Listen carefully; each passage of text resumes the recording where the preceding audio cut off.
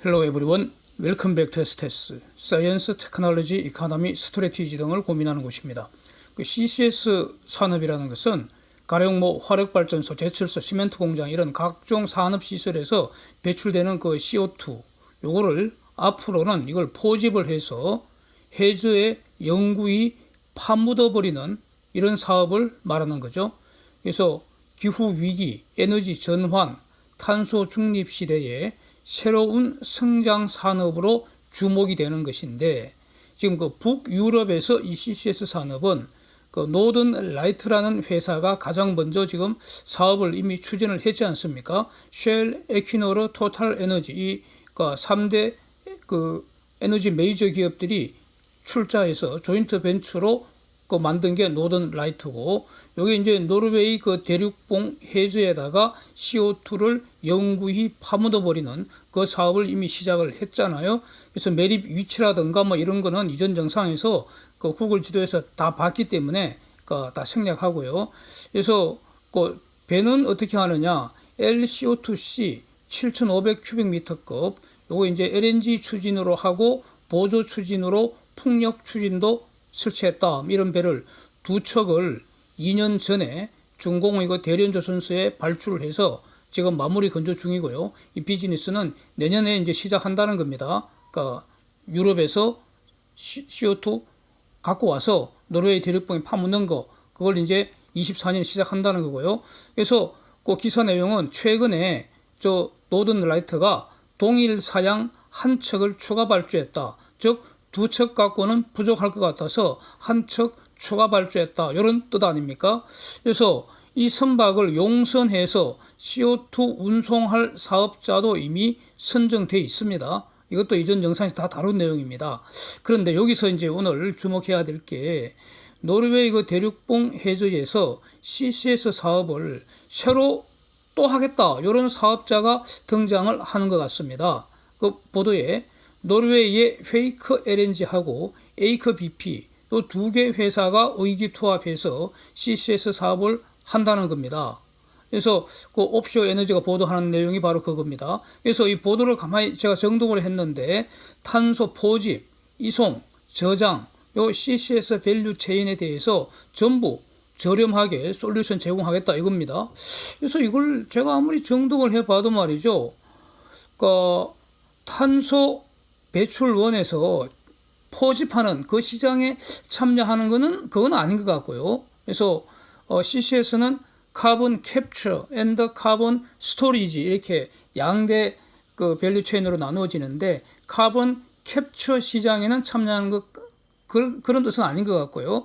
포집된 CO2를 모아서 액화시켜서 선박으로 운반해서 해저에 파묻는 요 사업을 하겠다는 겁니다. 즉 노던 라이트하고 똑같은 비즈니스를 자기들도 하겠다. 이런 의미로 이해가 되고요. 그래서 그러면은 당장 드는 의문은, 그러면 저 지금 에이커 BP도 적은 회사가 아니거든요. 그 에퀴노르보다는 좀 적지만은 노르웨이 대표적인 업스트리머입니다. 에너지 기업입니다. 에이커 BP가. 그래서 저 사업을 하기 위해서는 인프라가 필요하잖아. 사업하기 위한 장비가 필요하잖아. 그게 바로 선박이고 해양 플랜트잖아요. 여기에 대해서는 지금 언급이 없습니다. 그렇다면은 선박은 한국의 그 조선사에게 발주를 해야 되는 거 아니냐 이겁니다. 이걸 일단은 그 주목을 해야 될 것 같고, 두 번째로는 이제 부유식 그 저장 장치, 이 부유식 저장 장치를 페이크 LNG가 개발한다 그러고요. 그 다음에 에이커 BP는 뭐 하느냐? 노르웨이 대륙봉 내에서 매립주 후보를 선정을 하고 주입 설비 개발한다. 이렇게 역할 분담한다는 걸로 이렇게 나와 있는데, 원래 저 에이커 BP는 에퀴노르와 같은 거는 업스트림이기 때문에 고갈된 해저 유정이나 해저 가스정 그건 알고 있을 거 아닙니까? 그 다음에 그 업스트림의 비즈니스 과정에서 자기 전문 분야니까 그 기존의 유정이나 가스정이 이제 이 채집을 하다 보면은 생산량이 줄어드니까 그 이제 마지막 한 방울까지 탈탈 채집을 하기 위해서는 어떻게 합니까? 지금도 CO2를 유정이나 가스정 바닥으로 주입했다고요. 이 기술을 저 에이크 BP도 사용해 왔을 거 아닙니까? 요거 활용해서 그 고갈된 그 유전 가스정에다가 CO2를 본격적으로 주입하는 그거 이제 개발하겠다. 이런 의미로 일단 보이는데, 이건 문제는 바로 해상 부유식 해상 플랜트 아닙니까? 요거 만들 능력이 있느냐 이겁니다. 예. 예? 이 기술 개발하는 거하고 그거를 구체적으로 플랜트로서 실현시키는 것은 완전히 다른 문제죠. 예.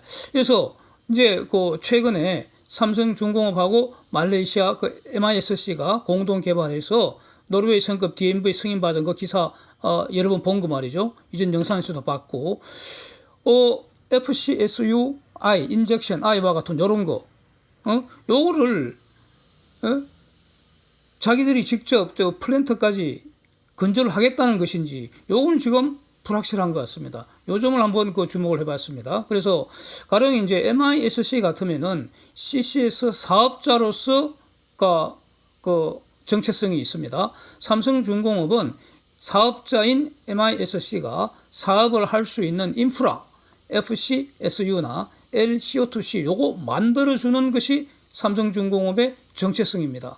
그런데 페이크 LNG와 에이크 BP 이건 도대체 정체성이 뭐냐 이겁니다. 얘네들 비즈니스 모델이 뭔지 아주 불확실하게 보인다는 겁니다.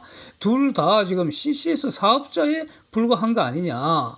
그렇다면은 인프라인 사업을 하기 위한 장비인 선박과 플랜트는 직접 만들 수 없는 거 아니냐 이겁니다. 그렇게 보입니다. 그렇다면은 인프라를 어떻게 조달할 것인가 이겁니다. 결국 삼성중공업이 선박과 CCS 해양 플랜트 수주 기회가 생기는 거 아니냐. 예, 이걸 주목을 해야 되지 않겠습니까? 그래서 지금 삼성중공업의 최승한 팀 지금부터 부지런히 움직여야 되지 않을까 이런 생각이 들지 않습니까? 그래서 에이크 BP 측 주장하는 걸 보도에서 가만히 보면은 이제 기후 위기 대응하고 저탄소 에너지로 전환하기 위해서 가장 좋은 방법, 지속 가능한 가장 좋은 방법, 결국 CCS 뿐이다 이렇게 판단했다는 겁니다. 그래서 이제 이 사업을 하기로 했다는 것이고요. 그리고 요거는 동의가 되잖아요. 그러니까 앞으로 CCS 산업이 글로벌 규모로 새로운 사업 기회로 이게 부상하는 거 아니냐 이렇게 이제 주목을 하는 것이고요. 그래서 이거를 이제 실현을 시키기 위한 인프라 그거를 지금 삼성중공업이 주도적으로 공급할 수 있다는 거 아닙니까? 이걸 우리는 주목하는 거 아니겠습니까? 그래서 LNGC나 FLNG와 맞먹을 정도로 LCO2C와 FCSU 요 새로운 시장이 앞으로 열리는 거 아니냐. 이걸 이제 지금까지 이렇게 분석을 해 왔었는데 요런 분석이 대체로 방향이 맞다, 틀린 것 같지 않다.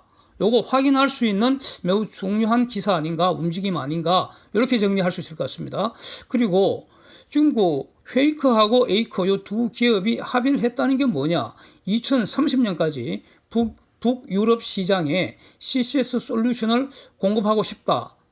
희망사항입니다, 이거. 예, 그렇게 하겠다는 거거든요. 희망사항에 불과하다. 꿈꾸고 있을 뿐이다. 그런데 그 꿈을 실현시킬 수단이 없잖아, 지금. 그게 바로 선박하고 플랜트라고요. 예? 그러니까 LCO2C 선박하고 그 다음에 주입 설비 FCSUI 그 다음에 저장 설비 FCSUS 이런 게 필요하다고요. 이거 없으면 말짱 꽝이라고요. 그러면은 이런 선박과 설비를 해양 설비를 저렴하게 공급할 수 있는 곳은 사실상 삼성중공업 뿐이다 이렇게 정리할 수 있잖아요. 물론 한화나 현대중공업도 지금부터 하면 할 수 있겠지만은 적어도 삼성중공업은 2-3년 전서부터 최소한 3년 전서부터 요걸 준비를 해왔다 이겁니다. 준비되어 있는 삼중이다 이겁니다. 그리고 현재 솔루션을 갖고 있잖아요. 물론 지금은 개념 설계 단계지만은 그 다음에 오더가 있으면은 상세 설계 넘어가서 실시하면 되잖아요. 만들면 되잖아요. 그러니까 여기에 더해서 지금 삼성중공업은 지금 여기에다가 디지털 기술을 계속 적용하겠다 이거 아닙니까? 그러니까 인공지능 집어넣고 무인 자율운전 하도록 이렇게 계속 업그레이드 시킬 것 같지 않습니까? 그러니까 가장 좋은 설비, 선박 설비, 그 다음에 가장 저렴하게 지속 가능하게 공급할 수 있는 것은 사실상 삼성중공업뿐이지 않냐, 현재로서는 이렇다는 거죠. 예.